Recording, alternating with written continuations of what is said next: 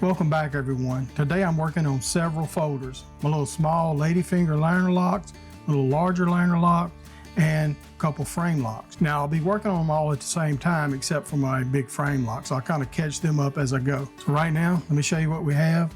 Got a lot to do. As you can see, I've already got the blades cut out. They've been heat treated, roughly cut out the titanium. I've got my templates glued to them. These are the frame locks, 0.160 or 165. These are all 65 thousandths. But the first thing I'm going to do is focus on the blades, make sure they're flat and clean, and I'm going to ream all the holes because they're undersized right now. I drill them undersized. After heat treat, I come back and ream them out and get a good clean, tight hole there. Then I will come back and focus on the liners and the frames and profile one side, put them together, and do all of the drilling. So quite a bit of work.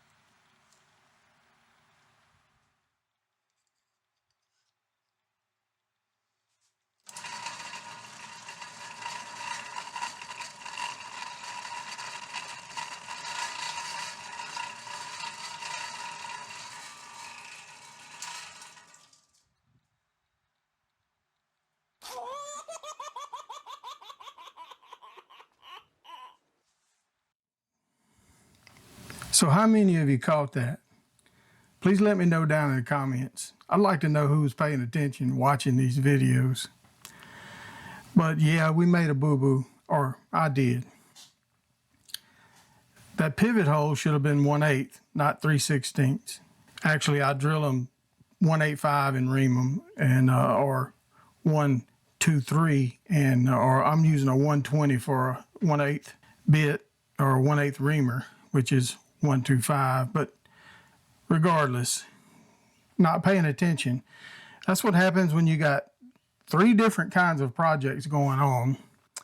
I always mark the holes. I even have these color coded, but I didn't color code the pivots, and just being in a hurry, not paying attention, got other things on my mind. Actually, I screwed up. Now I can still save these frames for and make blades for them, which they'll have extremely heavy pivots toughest pivots in the world for a knife this small. Actually, 1/8 is pretty large. 3/32 would be fine, but for this frame, but they should have been 1/8 this size.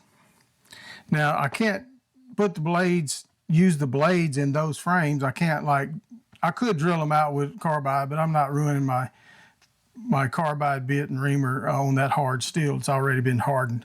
I'll save them. I'll make 2 more sets of frames or liners for them, for those, and then I will make 2 more blades later on for these large diameter pivots.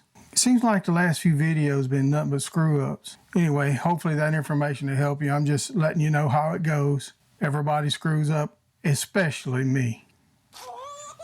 Shut up.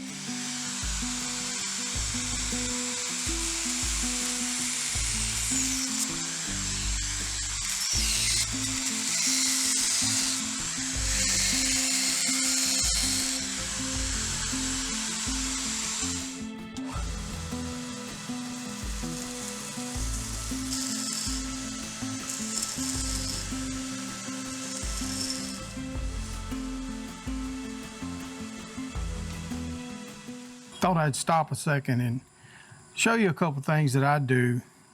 Like I've said before, these are very old grinders. They're Bethard. This one here is over 30 years old. I bought it brand new, saved up a long time to get it, and I'm still using it. No VFD. I use drive wheels. You don't have to have a VFD.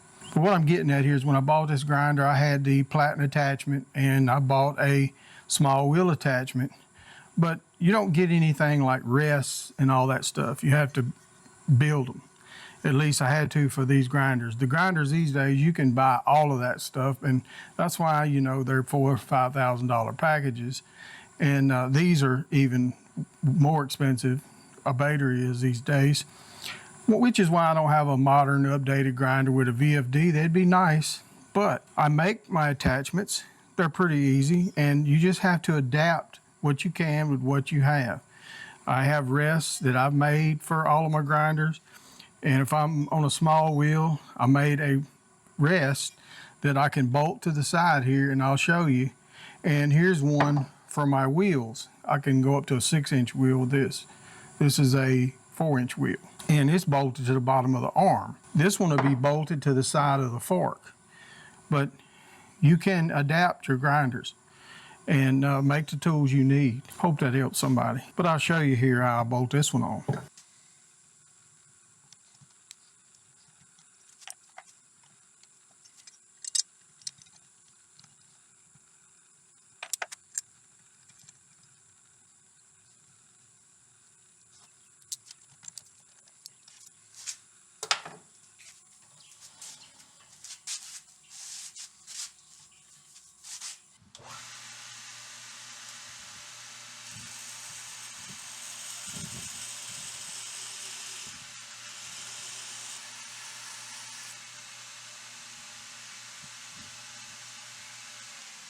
All right, so I got the frames and liners all cleaned up, around 220 grit, but I left a little room all the way around, just a little bit, for a final cleanup. Now what I want to do is separate them all and start tapping holes and countersinking the ones I need countersinking in these liners. I have one that came apart when I was cutting it, which that happens sometimes. I will tap the holes and then put it together and finish profiling it. And the frame locks, I will separate them and go ahead and drill the holes out, do the stop pin hole, and hold it up right there. I'll finish them later. It's very important at this stage that you have your final thickness on your blades, because you're going to need to know the thickness of your blade plus whatever you're using as bearings or washers, what have you there, to get your backspacer right, because it needs to be the same thickness as your blade plus whatever else is in there.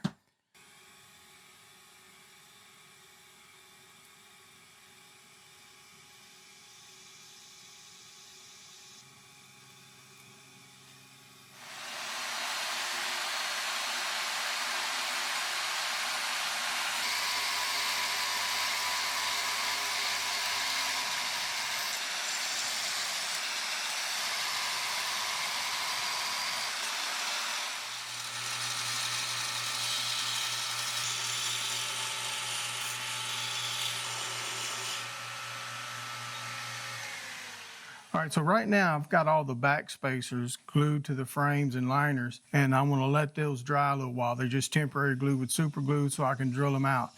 But you saw me forging out a piece of scrap Damascus, and the piece I forged out, I just couldn't get it long enough, so I had another one that I drew out. Didn't show that on the camera, but this is a piece of ladder, and I think I've got enough here to make 2 folder blades to replace the 2 I screwed up. So I just knocked the scale off, and now I'm gonna surface grind them down to around 120 thousandths. And we're gonna take a look at this pattern and see how it looks for a couple folders. So we get it on here and get her ground.